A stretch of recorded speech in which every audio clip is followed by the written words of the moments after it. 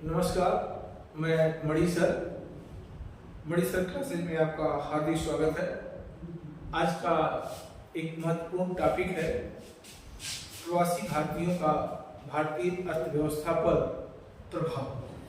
तो इसमें हमें चर्चा करना है कि जो भारत से निकल करके विश्व के विभिन्न भागों में अपने कार्य क्षमता का विस्तार किए हुए हैं भारतीय मूल के लोग, तो उनका भारत के आर्थिक सामाजिक जीवन पर क्या प्रभाव है, तो उसी की चर्चा हमें करना है। देखिए, आज भारत वैश्विक स्तर पर एक तेजी से शक्ति संपन्न राष्ट्र के रूप में उभरता हुआ दिखाई दे रहा है। भारत के इस शक्ति संपन्नता के बहुत से कारण हो सकते हैं, लेकिन मेरा अपना मानना है कि इसके पीछे प्रवासी भारतीयों का योगदान भी काफी महत्वपूर्ण होता दिखाई दे रहा है। तो जैसा कि आप जानते हैं कि भारत के लोग एक काफी लंबे अरसे से विश्व के विभिन्न भागों में प्रवास किए हुए हैं। भारत का जो प्रवास हुआ वो प्रवास दो तरह से हुआ। नंबर एक, औपनिवेशिक काल में। औपनिवेशिक काल का अर्थ है हमारा ब्रिटिश भारत के द्वारा भारत के लोग गिरमिटिया मजदूर के रूप में अंग्रेजों के बहकावे में या उन्हें एक प्रकार से कह लीजिए जबरन विश्व के विभिन्न दुर्गम क्षेत्रों में भेजा गया, निर्जन क्षेत्रों में भेजा गया कृषि कार्य को बढ़ावा देने के लिए, चाहे वह ट्रिनिडाद टोबैगो हो, चाहे सूरीनाम हो, चाहे गुयाना हो, चाहे वह फिजी हो, मॉरिशस हो, अफ्रीकी देश हो, तमाम देशों में उनको ले जाया गया। उस समय इनके पास कुछ नहीं था और वो वहाँ पर केवल उनके पास अगर कुछ था तो भारत की परंपरा और मूल्य थी, भारत की संस्कृति थी। इसके अलावा उनके पास कुछ नहीं था। उनकी ईमानदारी, सत्य और निष्ठा थी, जिसके बल पर जहाँ जहाँ भी गए उन्होंने अपना उस क्षेत्र, उस देश के विकास में अमूल्य योगदान दिया। परिणाम क्या रहा कि प्रवासी भारतीय वहां पर अपना वर्चस्व कायम करने में सफल है। दूसरा प्रवास जो हुआ वो स्वतंत्रता के पश्चात हुआ। स्वतंत्रता के पश्चात जो प्रवास हुआ, ये प्रवास दो तरह से हुआ। पहला, संगठित क्षेत्र में विकसित राष्ट्रों में, और दूसरा असंगठित क्षेत्र, यहां पर जो है पश्चिमी एशिया एवं अन्य।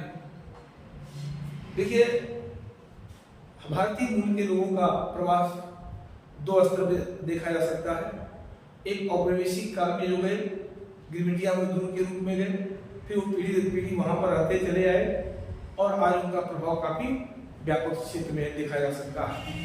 भारतीय मूल के लोग प्रधानमंत्री बने, चाहे फिजी में हुए, चाहे ट्रिनिडाद टोबैगो में हुए, चाहे सूरीनाम में हुए, वहां के प्रधानमंत्री राष्ट्रपति उच्च पदों पर पहुंचने में सफल रहे और उनका भले हजारों किलोमीटर दूर हमसे रहे, लेकिन उनकी मूल भावनाएं भारत से जुड़ी रही और वही परंपरा आज भी कायम दिखाई देती है। दूसरा, स्वतंत्रता के पश्चात जब गए प्रवासी भारतीय तो दो तरह से गए, जैसे America, Canada, Germany, France, Spain, Britain, Japan, बहुत से देशों में गए। तो ये तकनीकी रूप से, शैक्षिक रूप से दक्ष लोग गए और आज उन देशों में जाकर के महत्वपूर्ण भूमिका निभाते हुए दिखाई दे रहे हैं।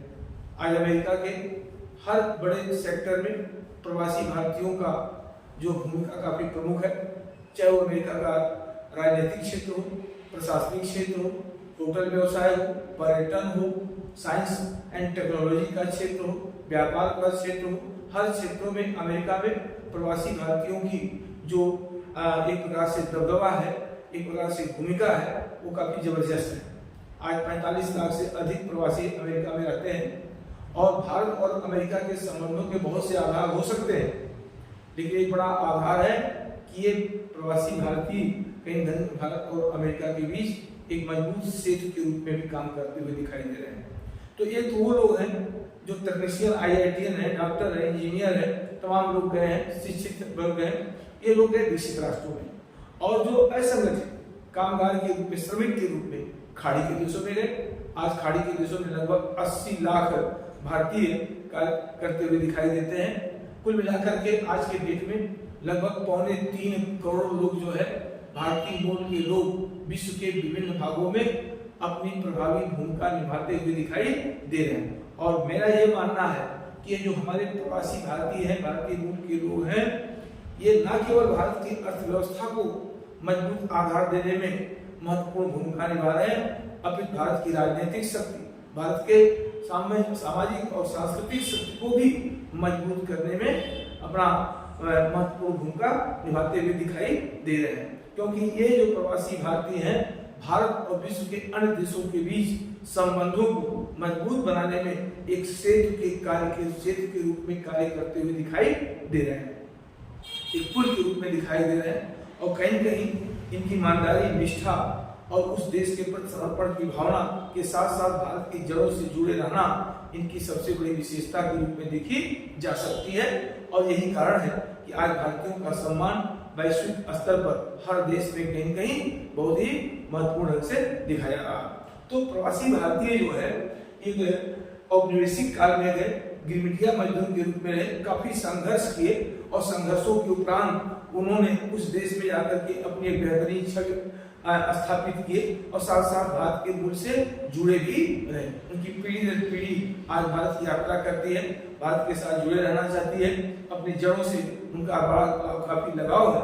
और जो आज भारत का सांस्कृतिक जो रिलेशन है वो विश्व में तेजी से प्रसारित हो रहा है, क्योंकि भारतीय संस्कृति से कहीं न कहीं विश्व के लोग आज के डेट में काफी प्रभावित होते दिखाई दे रहे हैं। आप ऐसे ही समझ लीजिए कि भारत में जो परिवार जो क्या कहते हैं, परिवार का कहीं न कहीं बिखराव दिखाया जा रहा है और संयुक्त परिवार का, जबकि हमसे अधिक प्रभावित होकर के आज पश्चिमी राष्ट्रों में संयुक्त परिवार की प्रथा तेजी से विकसित हो गई है। तो वो हमारी संस्कृति को सीख रहे हैं और इनको सीखने के अवसर तब मिला जब भारतीय मूल के लोग अपनी संस्कृति परंपरा को आज भी अमेरिका, कनाडा से लेकर जर्मनी, फ्रांस में बनाए हुए हैं। तो एक सांस्कृतिक पहचान दिलाने में भारत को प्रवासी भारतीयों की भूमिका है। भारत के हर क्षेत्र को उन्होंने प्रभावित करने का प्रयास किया। लेकिन आज जो हम देखते हैं कि भारतीय अर्थव्यवस्था पर इसका क्या प्रभाव है, तो भारत की अर्थव्यवस्था पर इसका महत्वपूर्ण प्रभाव है।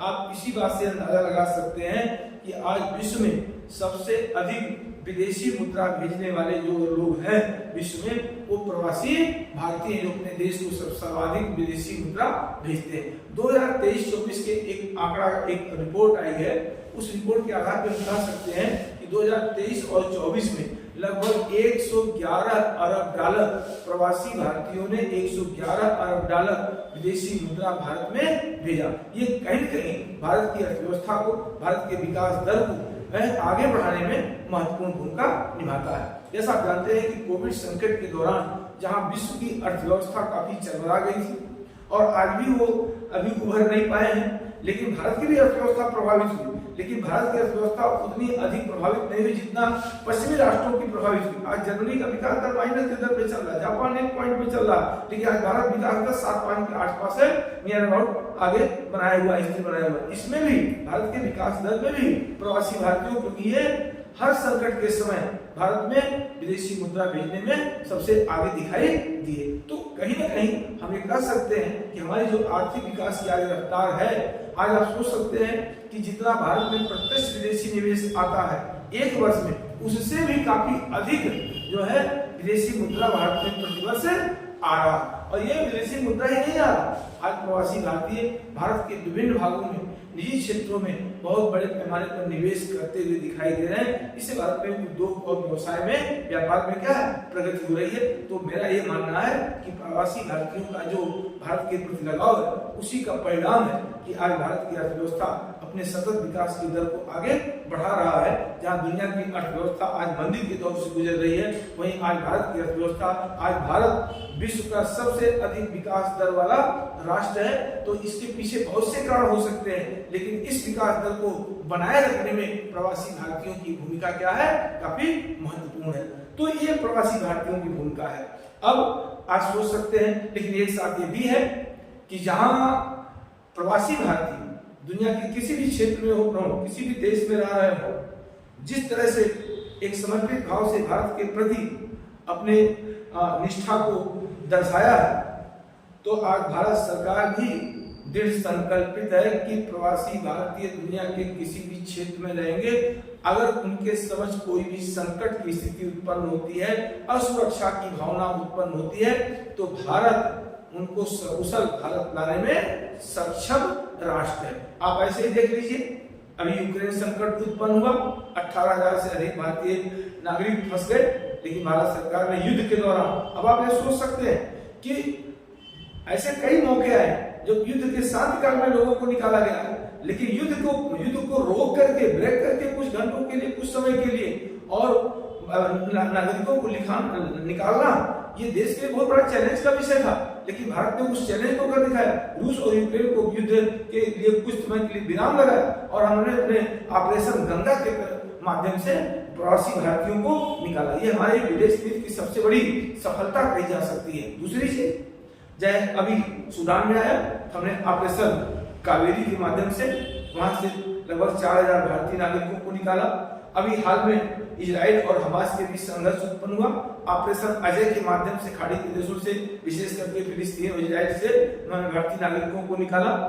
हैती में संकट आया, वहां से भी निकाला विभिन्न ऑपरेशनों के माध्यम से। और आज पहले एक समय था कि खाड़ी के देशों में भारतीय नागरिक अपने को असुरक्षित महसूस करते थे, लेकिन आज खाड़ी के देशों में असुरक्षा ही नहीं, पूर्ण सम्मान के साथ वो कार्य करते हुए दिखाई दे रहे हैं। इसका भी श्रेय भारत की विदेश नीति को जाता है। तो कहने का मतलब हमारा ये कि अगर प्रवासी भारतीय भारत के आर्थिक, सामाजिक, राजनीतिक विकास में अपना महत्वपूर्ण योगदान दे रहे हैं, तो दूसरी तरफ उनकी सुरक्षा की गारंटी भी वर्तमान में भारत सरकार दे रही है। अपने सफल विदेश नीति के माध्यम से आज भारत का नागरिक किसी भी देश में अगर संकट की स्थिति में उत्पन्न होता है, तो उसकी सुरक्षा, पूर्ण सुरक्षा की गारंटी भारत सरकार देती है। तो कहीं न कहीं ये परस्पर सहयोग की भावना, आप हमारे लिए समर्पित भाव, हमारे देश के लिए समर्पित भाव से काम करें, अपने देश के लिए समर्पित भाव काम करें, तो इस देश का भी कर्तव्य बनता है कि आपको किसी प्रकार का विश्व के किसी भी भाग में आप रहते हो, असुरक्षा के भाव आपके अंदर उत्पन्न न हो पाए। तो कहीं न कहीं दोनों का एक मिली भगत ही कह सकते हैं, प्रवासी भारतीयों का भारत के प्रति,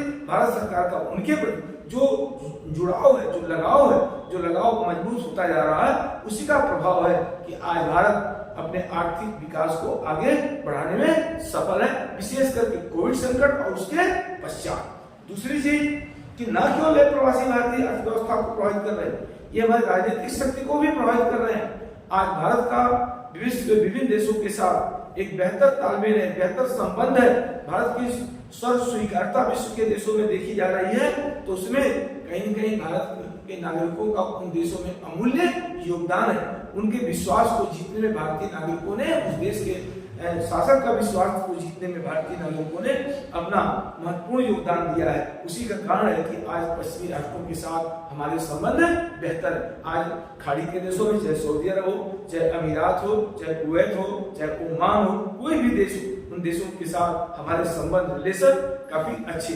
यद्यपि पाकिस्तान इस्लामिक देश के नाम पर यह संबंध बिगाड़ने के अनेक प्रयास किया, लेकिन पाकिस्तान की एक चाल नहीं चली। उसका मूल कारण है 80 लाख भारतीयों का खाड़ी के देशों में समर्पण की भावना, और वो 80 लाख भारतीय उस देश के आर्थिक विकास को, उस देश की सामाजिक विकास में महत्वपूर्ण योगदान देते हैं, तो वो देश भी जानते हैं कि भारत क्या चीज है। तो कहीं न कहीं प्रवासी भारतीय आज कहीं न कहीं अपना अमूल्य योगदान दे रहे हैं, और भारत सरकार भी इन प्रवासी भारतीयों को समय समय पर सम्मानित करती हुई दिखाई दे रही है। जैसा कि आप जानते हैं, हमारे देश में प्रतिवर्ष 9 जनवरी को जो है प्रवासी भारतीय दिवस देश के किसी भी महत्वपूर्ण स्थानों पर मनाया जाता है, और इस दिवस के रूप में विश्व में जहां भी भारतीय नागरिक हैं और जो अपना आर्थिक, सामाजिक, राजनीतिक किसी भी क्षेत्र में जो योगदान करते हैं, उनको महत्वपूर्ण व्यक्तियों को, हस्तियों को बुला करके उस दिवस पर सम्मानित भी किया जाता है। उन्हें भारत की संस्कृति से रूबरू कराया जाता है। उन्हें ऐसा न हो कि हम उनसे दूरी बना करके रहते हैं, तो उनका भी सम्मान किया जाता है। उससे उनकी हौसला होती है और जी भर करके भारत के संदर्भ में कार्य करते हुए दिखाई देते हैं। और ये परंपरा आगे भी बढ़ी रहनी चाहिए, क्योंकि भारत अच्छा ये सब चीजें क्यों रहा, क्योंकि हमारे जीवन में बचपन से ही हमको जो सिखाया गया वो वसुधैव कुटुंबकम की भावना, जो हमारे अंदर दो चीजें हमेशा रहा, ये हमारे फॉरेन पॉलिसी का महत्वपूर्ण आधार बन चुका है। सर्वे भवन्तु सुखिनः सर्वे सन्तु निरामया और वसुधैव कुटुंबकम। जिस व्यक्ति और समाज और राष्ट्र में ये दो भावनाएं विलुप्त रूप से अपनी जड़ें जमा चुकी हैं, निस्संदेह ही इस भाव से अगर हम कार्य करेंगे तो हम अपना वैश्विक स्थान प्राप्त करने में सफल होंगे। और मुझे लगता है हम हमारे प्रवासी भारतीय जब भारत छोड़ करके America, Canada, Britain, Germany, France, Japan, south अमेरिकी देश, अफ्रीकी देशों में गए तो इसी दो भाव से गए कि पूरा विश्व हमारा परिवार है, वसुधैव कुटुंबकम है और सर्वे भवन्तु सुखिनः सर्वे सन्तु निरामया। तो ये भावना कहीं कहीं उन देशों को भी प्रभावित किया है और वो देश भारतीयों का भी सम्मान करने पीछे नहीं रहे। और इसी सब का प्रभाव है कि आज प्रवासी भारतीय विश्व में जहां भी रहते हैं सीना चौड़ा करके रहते हैं, पूर्ण सुरक्षा के साथ रहते हैं और उस देश में पूर्ण समर्पण के कार्य करते हैं और वहाँ की आर्थिक, सामाजिक, सांस्कृतिक परिवेश को भी तेजी से प्रभावित कर रहे हैं और भारत को भी भारत का जो वैश्विक प्रभाव है उसको आगे बढ़ाने में महत्वपूर्ण भूमिका निभाते हैं। अभी G20 का सम्मेलन हुआ सितंबर 2023 में। इस G20 सम्मेलन को सफल बनाने में भी प्रवासी भारतीयों का भी महत्वपूर्ण योगदान देखा जा सकता है। तो इस तरह से हम कह सकते हैं कि भारत की अर्थव्यवस्था को सुदृढ़ करने में, भारत को राजनीतिक शक्ति को वैश्विक पहचान दिलाने में बहुत से कारण हो सकते हैं, लेकिन एक बहुत बड़ा कारण है हमारा प्रवासी भारतीय। तो इस तरह से आज का ये टॉपिक है। अगर ये वीडियो अच्छा लगे तो आप लाइक करिएगा, सब्सक्राइब जरूर करिएगा और अपना सुझाव भी दीजिएगा ताकि हम नए नए वीडियो आपको देते रहें। ये सारे पाठ्यक्रम मुख्य रूप से मुझे जो लगता है ये IAS और PCS के मुख्य परीक्षा के लिए अत्यंत उपयोगी होते हैं। ये सब डायनेमिक प्रश्न होते हैं और ये आपको इस सब पर अपनी एक सोच एक डेवलप करनी चाहिए जिससे आप अच्छे एग्जाम में अच्छे अंक अर्जित कर सके। जय हिंद।